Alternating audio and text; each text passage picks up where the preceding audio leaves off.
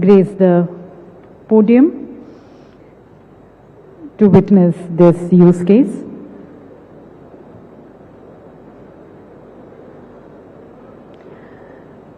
और हमारे साथ मेरे पीछे यहाँ पर होलोग्राम में जी नमस्ते।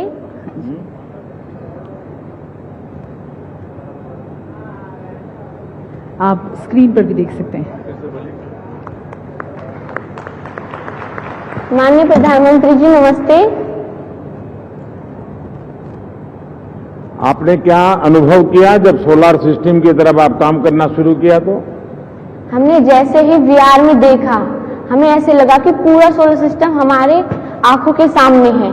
हमने सैटर्न के रिंग्स देखे और मंगल ग्रह पर तो हम उतर गए। बड़ा अच्छा अनुभव रहा। और जैसे ही हम पीछे तके तो सूर्य बिल्कुल हमारे सामने था। यह सब कुछ बिल्कुल रियल लग रहा था। इसके बाद हमने पिरामिड देखा। हमें बिल्कुल भी अनुभव नहीं था कि पिरामिड कैसा दिखता है। हमने किताबों में ही पढ़ा था, पर जैसे हमने वीआर के थ्रू से देखा तो हमें पता चला वो कितना बड़ा है। अच्छा, आपको ये लग रहा है कि अब जितना आपने सीखा है, कभी जिन बच्चों ने इसे देखा नहीं है और आपको बताया जाए कि आज आपको 15 मिनट दे रहे हैं, आप बाकी बच्चों को आज पढ़ाओ, आप टीचर बन जाओ, जो आपने देखा है उसको आप उस ढंग से समझा सकती हो? हाँ सर। आपको विश्वास है कि बच्चे, बाकी जो स्टूडेंट हैं, तुम्हारे कलीग्स हैं, वे इस बात को समझ लेंगे भाई ये तो इसको तो इतना सारा आता है, इतना सारा सीख लिया है? हाँ ऐसा आप उनको विश्वास दिला सकती हो? हाँ सर। और क्या इसका उपयोग हो सकता है? तुम्हें क्या विचार आता है ये सब देखने के बाद, करने के बाद तुम्हें क्या विचार आता है? हम जो किताबों में पढ़े हैं उन्हें असली में अनुभव कर पाए, वो भी अपने ही स्कूल में। इससे पढ़ाई में हमारी रुचि और बढ़ गई है और हमें नई नई चीजें सीखने का मन है, जैसे कि डायनासोर, आदि मानव पहले कैसे रहते थे, और साथ अजूबे भी देखने हमें इसमें। तो अब क्या करोगे? टेक्नोलॉजी में ही रुके रहोगे कि कभी खेलकूद भी करोगे? नहीं, आगे भी बढ़ेंगे। वरना क्या होता है, टेक्नोलॉजी एक ऐसा नशा है, मैं इन लोगों के विरोध में नहीं बोल रहा हूं वरना खेलकूद छूट जाएगा, मम्मी पापा से बातचीत छूट जाएगी, दोस्तों से बातचीत छूट जाएगी। नहीं सर। ऐसा तो नहीं होगा ना? No sir. क्योंकि इसमें इतनी दुनिया, जैसे रील देखते हैं ना आप लोग, फिर उसमें से बाहर ही नहीं निकलते हैं और माँ को लगता है कि ये तो 5G पर पढ़ रही होगी चलिए बेटे, बहुत बहुत शुभकामनाएं आपको। Thank you sir.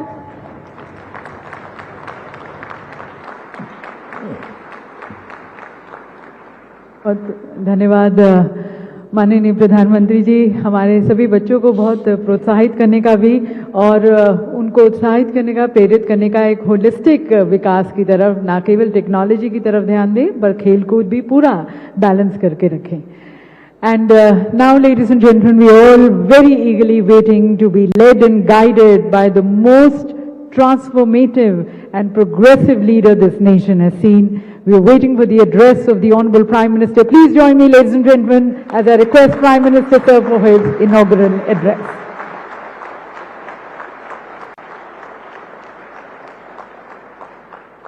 इस ऐतिहासिक अवसर पर उपस्थित मंत्रिमंडल के मेरे सहयोगीगण,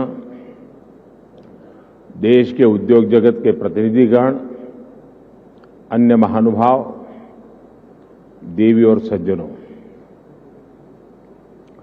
ये समिट तो ग्लोबल है लेकिन आवाज लोकल है।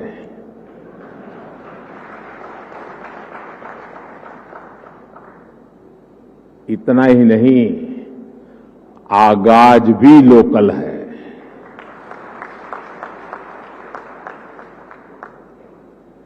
आज 21वीं सदी के विकसित होते भारत के सामर्थ्य का, उस सामर्थ्य को देखने का, उसके प्रदर्शन का एक विशेष दिवस है। आजादी के अमृत महोत्सव के इस ऐतिहासिक कालखंड में 1 अक्टूबर 2022 ये तारीख इतिहास में दर्ज होने वाली है।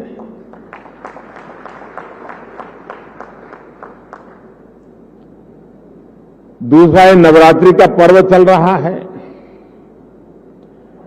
शक्ति उपासना का पर्व होता है और 21वीं सदी की जो सबसे बड़ी शक्ति है, उस शक्ति को नई ऊंचाई पर ले जाने का आज भी आरंभ हो रहा है। आज देश की ओर से, देश की टेलीकॉम इंडस्ट्री की ओर से 130 करोड़ भारतवासियों को 5G के तौर पर एक शानदार उपहार मिल रहा है।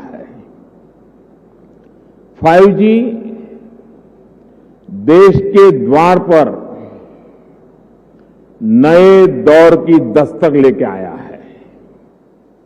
5G अवसरों के अनंत आकाश की शुरुआत है। मैं प्रत्येक भारतवासी को इसके लिए बहुत बहुत बधाई देता हूं। साथियों, मैं गौरव से भरे इन क्षणों के साथ ही मुझे खुशी इस बात की भी है कि 5G की शुरुआत में ग्रामीण स्कूलों के बच्चे भी हमारे साथ सहभागी हैं, गांव भी सहभागी है, मजदूर गरीब भी सहभागी है। अभी मैं यूपी के ग्रामीण स्कूल की बेटी 5G होलोग्राम टेक्नोलॉजी के जरिए रूबरू हो रहा था। जब मैं 2012 के चुनाव में होलोग्राम लेकर के चुनाव प्रचार कर रहा था तो दुनिया के लिए अजूबा था। आज वो घर घर पहुंच रहा है। मैंने महसूस किया कि नई तकनीक उनके लिए किस तरह पढ़ाई के मायने बदलते जा रही है। इसी तरह गुजरात, महाराष्ट्र, ओडिशा के गांवों के सुदूर स्कूल तक 5G के जरिए बच्चे बड़े बड़े विशेषज्ञों के साथ क्लास में नई नई चीजें सीख रहे हैं। उनके साथ नए दौर की क्लास का हिस्सा बनना, ये वाकई बहुत रोमांचित करने वाला अनुभव है। साथियों, 5G को लेकर भारत के प्रयासों का एक और संदेश है, नया भारत। टेक्नोलॉजी का सिर्फ कंज्यूमर बनकर नहीं रहेगा, बल्कि भारत उस टेक्नोलॉजी के विकास में, उसके इम्प्लीमेंटेशन में बहुत बड़ी एक्टिव भूमिका निभाएगा। भविष्य की वायरलेस टेक्नोलॉजी को डिजाइन करने में, उससे जुड़ी मैन्युफैक्चरिंग में भारत की बड़ी भूमिका होगी। 2G, 3G, 4G के समय भारत टेक्नोलॉजी के लिए दूसरे देशों पर निर्भर रहा, लेकिन 5G के साथ भारत ने नया इतिहास रच दिया है। 5G के साथ भारत पहली बार टेलीकॉम टेक्नोलॉजी में ग्लोबल स्टैंडर्ड तय कर रहा है। भारत लीड कर रहा है। आज इंटरनेट का इस्तेमाल करने वाला हर व्यक्ति इस बात को समझ रहा है कि 5G इंटरनेट का पूरा आर्किटेक्चर बदल कर रख देगा। इसलिए भारत के युवाओं के लिए आज 5G बहुत बड़ी अपॉर्चुनिटी लेकर आया है। मुझे खुशी है कि विकसित भारत का संकल्प लेकर आगे बढ़ रहा हमारा देश दुनिया के अन्य देशों के साथ किस तरह कदम से कदम मिलाकर चल रहा है, ये भारत की बहुत बड़ी सफलता है। डिजिटल इंडिया अभियान की बहुत बड़ी सफलता है। साथियों, जब हम डिजिटल इंडिया की बात करते हैं तो कुछ लोग समझते हैं कि ये सिर्फ सरकारी एक योजना है,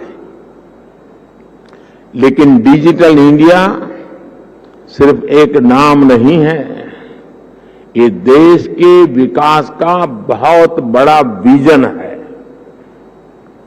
इस विजन का लक्ष्य है उस टेक्नोलॉजी को आम लोगों तक पहुंचाना जो लोगों के लिए काम करे और लोगों के साथ जुड़कर काम करे। मुझे याद है जब मोबाइल सेक्टर से जुड़े इस विजन के लिए स्ट्रेटेजी बनाई जा रही थी तो मैंने कहा था कि हमारी अप्रोच टुकड़ों टुकड़ों में नहीं होनी चाहिए, बल्कि होलिस्टिक होनी चाहिए। डिजिटल इंडिया की सफलता के लिए जरूरी था कि वो इस सेक्टर के सभी आयामों को एक साथ कवर करे। इसलिए हमने 4 पिलर्स पर और 4 दिशाओं में एक साथ फोकस किया। पहला, डिवाइस की कीमत। दूसरा, डिजिटल कनेक्टिविटी। तीसरा, डेटा की कीमत। चौथा, और जो सबसे जरूरी है, डिजिटल फर्स्ट की सोच। साथियों, जब हम पहले पिलर की बात करते हैं, डिवाइस की कीमत की बात करते हैं, तो एक बात बहुत स्पष्ट है, डिवाइस की कीमत तभी कम हो सकती है जब हम आत्मनिर्भर हो। और आपको याद होगा, बहुत लोगों ने आत्मनिर्भर की मेरी बात की मजाक उड़ाई थी। 2014 तक हम करीब 100% मोबाइल फोन आयात करते थे, विदेशों से इंपोर्ट करते थे। और इसलिए हमने तय किया कि हम इस क्षेत्र में आत्मनिर्भर बनेंगे। हमने मोबाइल मैन्युफैक्चरिंग यूनिट्स को बढ़ाया। 2014 में जहां देश में 2 मोबाइल मैन्युफैक्चरिंग यूनिट्स थी, 8 साल पहले 2, अब उनकी संख्या 200 के ऊपर है।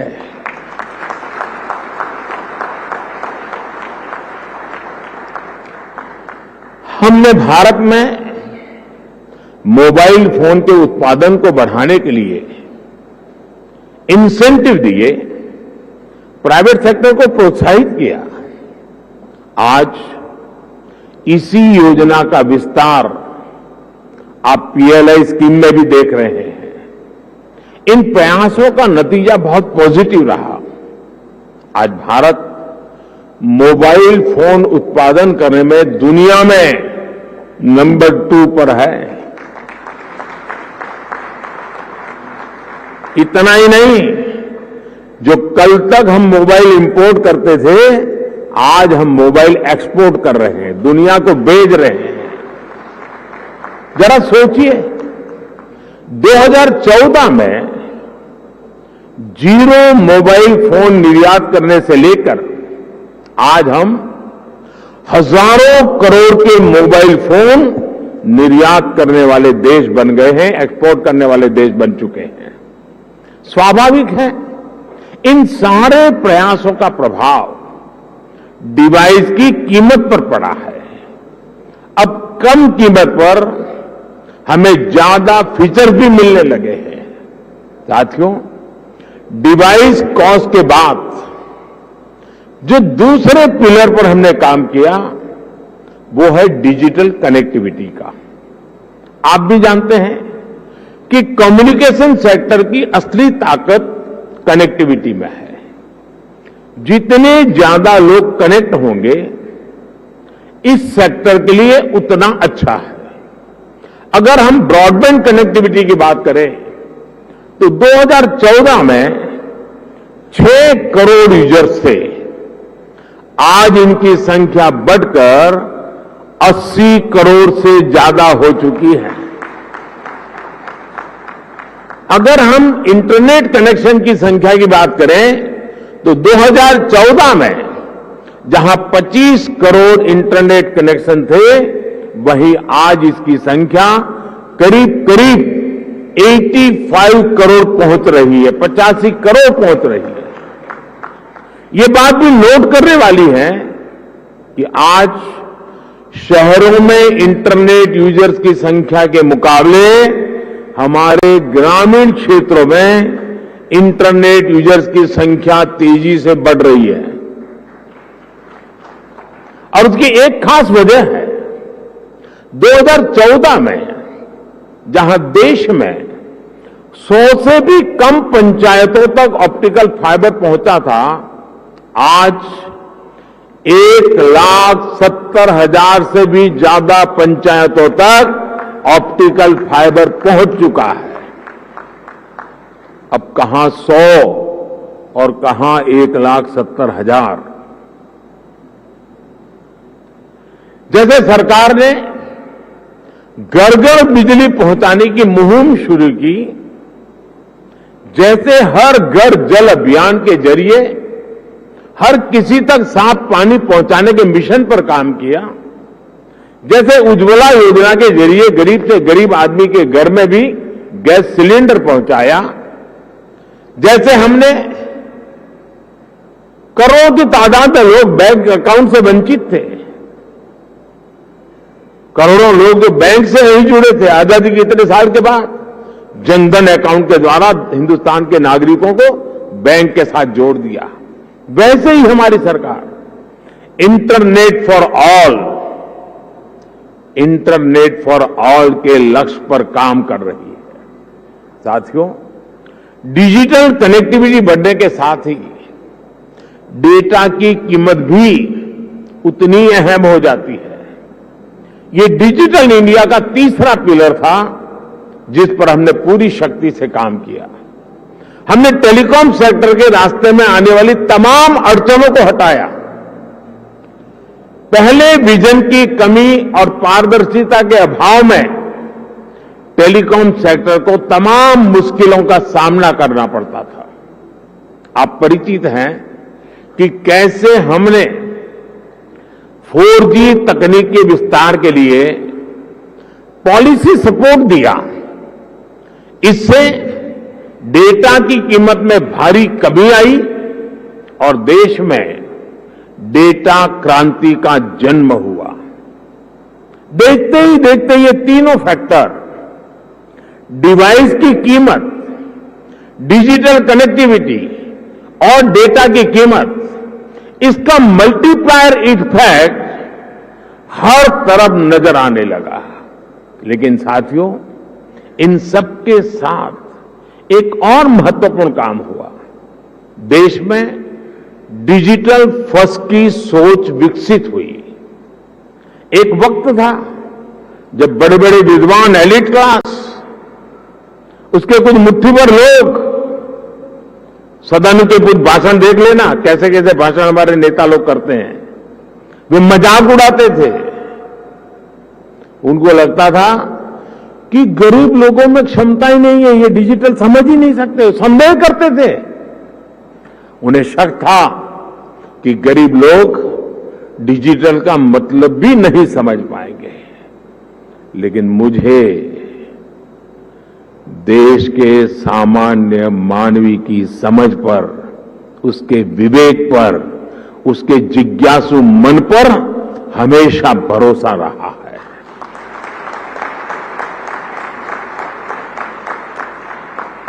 मैंने देखा है कि भारत का गरीब से गरीब व्यक्ति भी नई तकनीकों को अपनाने में आगे रहता है।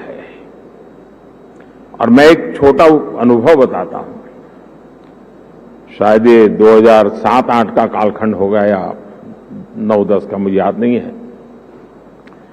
मैं गुजरात में मुख्यमंत्री रहा, लेकिन एक क्षेत्र ऐसा था जहां मैं कभी गया नहीं था और बहुत ही ट्राइबल इलाके में, बहुत ही पिछड़ा। मैं, हमारे सरकार के अधिकारियों ने भी मुझे एक बार वहां कार्यक्रम करना ही करना है, मुझे जाना है। तो वो इलाका ऐसा था, कोई बड़ा प्रोजेक्ट की संभावना नहीं थी, फॉरेस्ट लैंड थी, कोई संभावना हो रही थी। तो आखिर में एक चिलिंग सेंटर, दूध का चिलिंग सेंटर, वो भी 25 लाख रुपए का। मैंने कहा भले वो 25 लाख का होगा, 25,000 का होगा, मैं खुद उद्घाटन करूंगा। अब लोगों को लगता है ना, चीफ मिनिस्टर को इससे नीचे तो करना नहीं चाहिए, लेकिन मुझे ऐसा कुछ होता नहीं है। तो मैं उस गांव में गया। अच्छा, वहां में पब्लिक मीटिंग करने के लिए भी जगह नहीं थी, तो वहां से 4 किलोमीटर दूर एक स्कूल का छोटा सा मैदान था, वहां पब्लिक मीटिंग ऑर्गेनाइज की। लेकिन जब वो चिलिंग सेंटर पे गया मैं, तो आदिवासी माताएं बहनें दूध भरने के लिए कतार में खड़ी थी। तो दूध का अपना बर्तन नीचे रख करके जब हम लोग गए और उसकी उद्घाटन की विधि कर रहे थे, तो मोबाइल से फोटो ले रही थी। मैं हैरान था, इतने दूर दरार के क्षेत्र में मोबाइल से फोटो ले रही है। तो मैं उनके पास गया, मैंने कहा फोटो लेके क्या करोगी? तो बोली डाउनलोड करेंगे। ये शब्द सुनकर के मैं सचमुच में सरप्राइज हुआ था मुझे कि ये ताकत है हमारे देश के गांव में। आदिवासी क्षेत्र की गरीब माताएं बहनें जो दूध भरने आई थी, वो मोबाइल फोन से अपनी फोटो ले रही थी और उनको ये मालूम था कि इसमें तो नहीं, आप डाउनलोड करवा देंगे। और डाउनलोड शब्द उनसे मुंह से निकलना, ये उनकी समझ शक्ति और नई चीजों को स्वीकारने के स्वभाव का परिचय देती है। मैं कल गुजरात में था, तो मैं अंबाजी तीर्थ क्षेत्र पे जा रहा था, तो रास्ते में छोटे छोटे गांव थे। आधे से अधिक लोग ऐसे होंगे जो मोबाइल से वीडियो उतार रहे थे, आधे से अधिक लोग। यानी हमारे देश की ये जो ताकत है, इस ताकत को हम नजरअंदाज नहीं कर सकते हैं।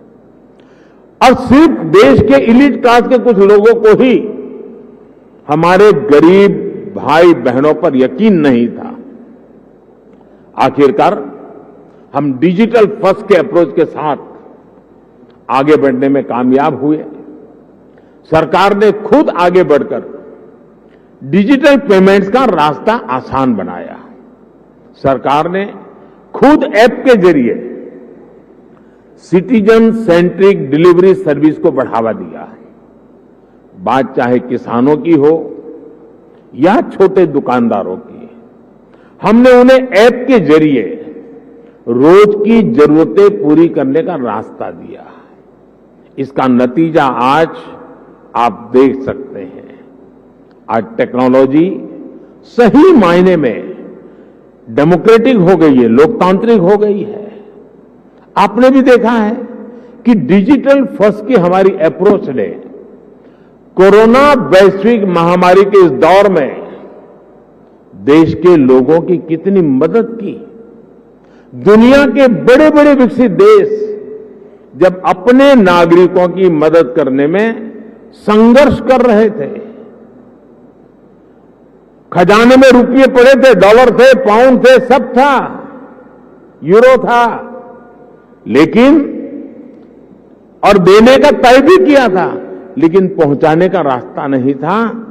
भारत एक क्लिक पर हजारों करोड़ रुपए मेरे देश के नागरिकों के खाते में ट्रांसफर कर रहा है। ये डिजिटल इंडिया की ही ताकत थी कि जब दुनिया थमी हुई थी, तो भी हमारे बच्चे ऑनलाइन क्लासेस ले रहे थे, पढ़ाई कर रहे थे। अस्पतालों के सामने असाधारण चुनौती थी, लेकिन डॉक्टर्स अपने मरीजों का इलाज टेलीमेडिसिन के जरिए भी कर रहे थे। ऑफिसेज बंद थे, लेकिन वर्क फ्रॉम होम चल रहा था। आज हमारे छोटे व्यापारी हो, छोटे उद्यमी हो, लोकल कलाकार हो, कारीगर हो, डिजिटल इंडिया ने सबको मंच दिया है, बाजार दिया है। आज आप किसी लोकल मार्केट में, आप सब्जी मंडी में जाकर देखिए, रेहड़ी पटरी वाला छोटा दुकानदार भी आपसे कहेगा कैश नहीं है, यूपीआई कर दीजिए। मैंने तो बीच में एक वीडियो देखा, कोई भिक्षुक भी पेमेंट लेता है। ट्रांसपेरेंसी देखिए। ये बदलाव बताता है कि जब सुविधा सुलभ होती है तो सोच किस तरह सशक्त हो जाती है। साथियों, आज टेलीकॉम सेक्टर में जो क्रांति देश देख रहा है वो इस बात का सबूत है कि अगर सरकार सही नीयत से काम करे तो नागरिकों की नीयत बदलने में देर नहीं लगती है। 2G की नीयत और 5G की नीयत में यही फर्क है।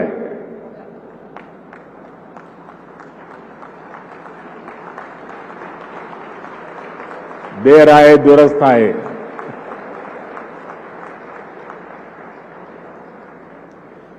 भारत आज दुनिया के उन देशों में है जहां डेटा इतना सस्ता है। पहले 1 GB डेटा की कीमत जहां 300 रुपये के करीब होती थी, वहीं आज 1 GB डेटा का खर्च केवल 10 रुपये तक आ गया है। आज भारत में महीने भर में एक व्यक्ति मोबाइल पर करीब एवरेज 14 GB डेटा इस्तेमाल कर रहा है।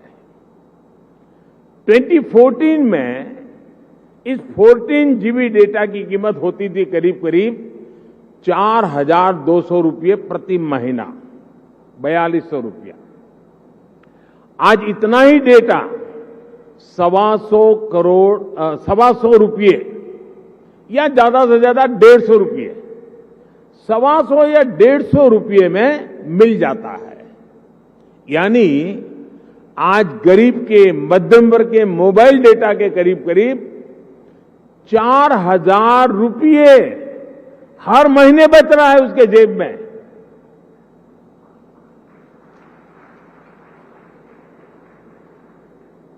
हमारी सरकार के इतने सारे प्रयासों से भारत में डेटा कीमत बहुत कम बनी हुई है। ये बात अलग है, 4,000 रुपया बचना कोई छोटी बात नहीं है हर महीना।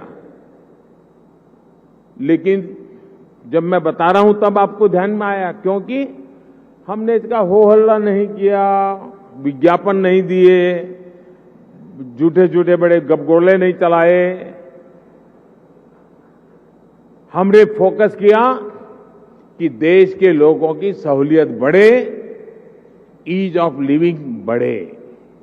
साथियों, कहा जाता है कि भारत पहली 3 औद्योगिक क्रांतियों का लाभ नहीं उठा पाया, लेकिन मेरा विश्वास है कि भारत न सिर्फ चौथी औद्योगिक क्रांति का पूरा लाभ उठाएगा, बल्कि उसका नेतृत्व भी करेगा। और विद्वान लोग तो कहने लगे हैं कि ये भारत का दशक नहीं, ये भारत की शताब्दी है। ये डेकेड नहीं, सेंचुरी है। भारत ने किस तरह 4G आने के बाद टेक्नोलॉजी की दुनिया में ऊंचाई छलांग लगाई है, इसके हम सभी साक्षी हैं। भारत के नागरिकों को जब टेक्नोलॉजी के समान अवसर मिल जाते हैं तो दुनिया में उन्हें कोई पछाड़ नहीं सकता। इसलिए आज जब भारत में 5G का लॉन्च हो रहा है तो मैं बहुत विश्वास से भरा हुआ हूं दोस्तों। मैं दूर का देख पा रहा हूं और जो सपने हमारे दिल दिमाग में चल रहे हैं उसको अपनी आंखों के सामने हम साकार होते देखेंगे। हमारे बाद वाली पीढ़ी देखेगी, ऐसा काम होने वाला नहीं है, हम ही हमारे आंखों के सामने देखने वाले हैं। ये एक सुखद संयोग है कि कुछ सप्ताह पहले ही भारत विश्व की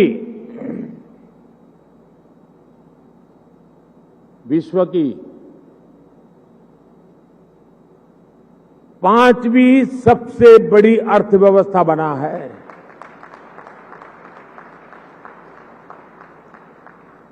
और इसलिए ये अवसर है हमारे युवाओं के लिए, जो 5G टेक्नोलॉजी की मदद से दुनिया भर का ध्यान खींचने वाले इनोवेशंस कर सकते हैं।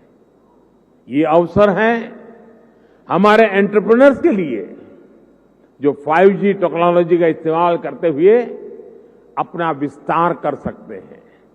ये अवसर है भारत के सामान्य मानवी के लिए, जो इस टेक्नोलॉजी का इस्तेमाल करते हुए अपनी स्किल्स को सुधार सकता है, अपस्किल्स कर सकता है, रीस्किल्स कर सकता है, अपने आइडियाज को सच्चाई में बदल सकता है। साथियों, आज का ये ऐतिहासिक अवसर एक राष्ट्र के तौर पर, भारत के एक नागरिक के तौर पर हमारे लिए नई प्रेरणा लेकर आया है। क्यों ना हम इस 5G टेक्नोलॉजी का उपयोग करके भारत के विकास को अभूतपूर्व गति दें। क्यों ना हम इस 5G टेक्नोलॉजी का इस्तेमाल करके अपनी अर्थव्यवस्था को बहुत तेजी से विस्तार दें। क्यों ना हम इस 5G टेक्नोलॉजी का इस्तेमाल करके अपनी प्रोडक्टिविटी में रिकॉर्ड वृद्धि करें। साथियों, इन सवालों में हर भारतीय के लिए एक अवसर है, एक चुनौती है, एक सपना है और एक संकल्प भी है।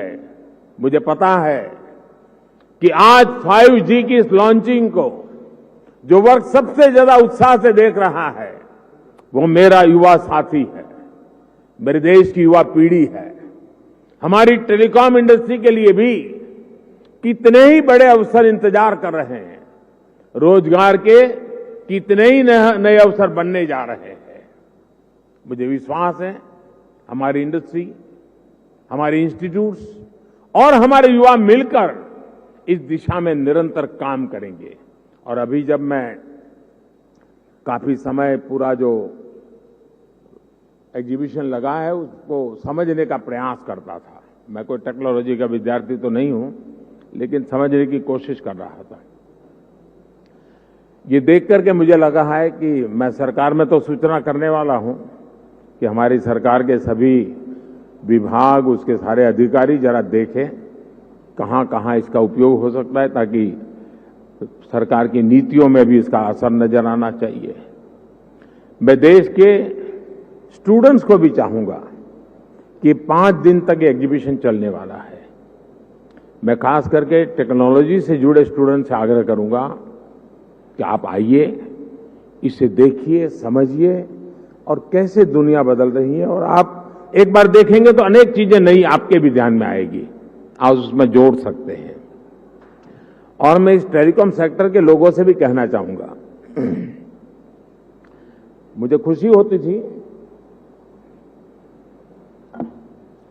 जिस स्टॉल में मैं गया, हर कोई कहता था ये इंडिजीनियस है, ये आत्मनिर्भर है, ये हमने बनाया है। सब बड़े गर्व से कहते थे, मुझे आनंद हुआ।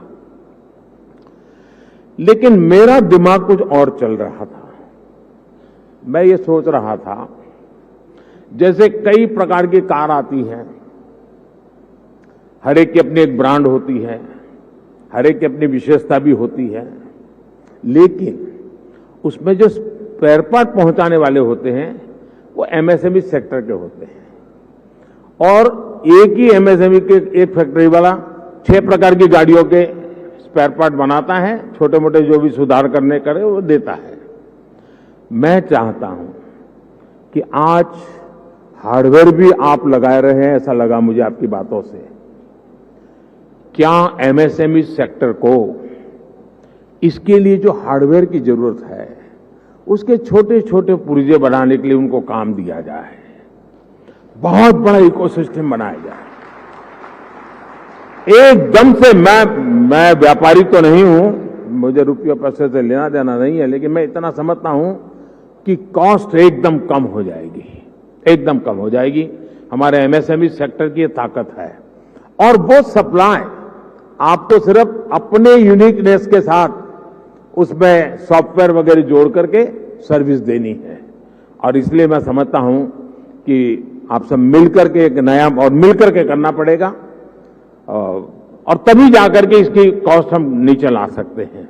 बहुत से काम हैं, हम मिलकर के करते ही हैं। तो मैं जरूर इस क्षेत्र के लोगों से भी कहूंगा, मैंने ये भी देखा है कि स्टार्टअप में जिन बच्चों ने काम किया है, जिन नौजवानों ने काम किया है, ज्यादातर इस क्षेत्र में उन्हीं स्टार्टअप को ओन कर करके उसको स्केल अप किया गया है। मैं स्टार्टअप वाले साथियों को भी कहता हूं कि आपके लिए भी इस क्षेत्र में कितनी सेवाएं अधिकतम आप दे सकते हैं, कितनी यूजर फ्रेंडली व्यवस्थाओं को विकसित कर सकते हैं, आखिरकार इसका फायदा यही है। लेकिन एक और चीज मैं चाहूंगा, ये भी आपका जो एसोसिएशन है वो मिलकर के एक मूवमेंट चला सकता है क्या? एटलीस्ट हिंदुस्तान के सभी डिस्ट्रिक्ट हेडक्वार्टर में ये 5G जीवन में कैसे उपयोगी हो सकता है, उसके लोगों को एजुकेट करने वाले एग्जीबिशन, उसकी व्यवस्था हो सकती है क्या? मेरा अनुभव है, छोटा सा उदाहरण बताता हूं। हमारे देश में 24 घंटे बिजली, ये सपना था। मैं गुजरात में जब था तो मैंने एक योजना बनाई, ज्योति ग्राम योजना, और मेरा सपना था कि मैं गुजरात के हर घर में 24/7 बिजली दूंगा। अब मेरे सारे अफसर कहते थे साहब संभव ही नहीं है, ये तो हम कर ही नहीं सकते हैं। तो मैंने एक सिंपल सी सॉल्यूशन दिया था। मैंने कहा हम एग्रीकल्चर फीडर अलग कर दें, डोमेस्टिक फीडर अलग कर दें, और फिर उस काम को किया। और एक एक जिले को पकड़ करके काम पूरा करता था। बाकी जगह पे चलता था, लेकिन एक काम पूरा करो। फिर उस जिले का बड़ा समिट करता था, 2.5-3 लाख लोग आते थे, क्योंकि 24 घंटे बिजली मिलना एक बड़ा आनंद उत्सव का समय था। वो 2003, 4, 5 का कालखंड था। लेकिन उसमें मैंने देखा, मैंने देश भर में बिजली से होने वाले काम, बिजली से चलने वाले यंत्र, उनकी एक बहुत बड़ी प्रदर्शनी लगाई। जब लोगों को क्या लगता है, बिजली आई है ना, रात को खाना खाने समय बिजली मिलेगी, बिजली आई मतलब टीवी देखने के लिए काम आ जाएगा। इसका कई प्रकार से उपयोग हो सकता है, उसका एजुकेशन भी जरूरी था। मैं ये 2003-5 के बीच की बात कर रहा हूं।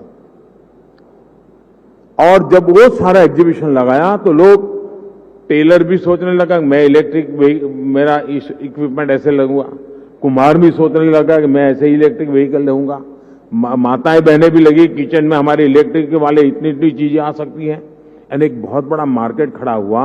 और बिजली का मल्टीपल यूटिलिटी जीवन के सामान्य जीवन में 5G भी उतना जल्दी, लोगों को लगेगा हाँ यार अब तो वीडियो बहुत जल्दी डाउनलोड हो जाता है, रील देखना है तो बहुत इंतजार नहीं करता है, फोन कट नहीं होता है, साफ सुथरी वीडियो कॉन्फ्रेंस हो सकती है, फोन कॉल हो सकता है। इतने से सीमित नहीं है, ये जीवन को बदलने वाली व्यवस्था के रूप में आ रहा है। और इसलिए मैं इस उद्योग जगत के मित्रों के एसोसिएशन को कहूंगा कि आप स्कूल, कॉलेज, यूनिवर्सिटी और हिंदुस्तान के हर डिस्ट्रिक्ट में जाकर के इसके कितने पहलू हैं, और आप देखिए वो लोग उसमें वैल्यू एडिशन करेंगे तो एक आपके लिए सेवा का काम भी हो जाएगा। और मैं चाहूंगा कि इस टेक्नोलॉजी जीवन में सिर्फ बातचीत करने के लिए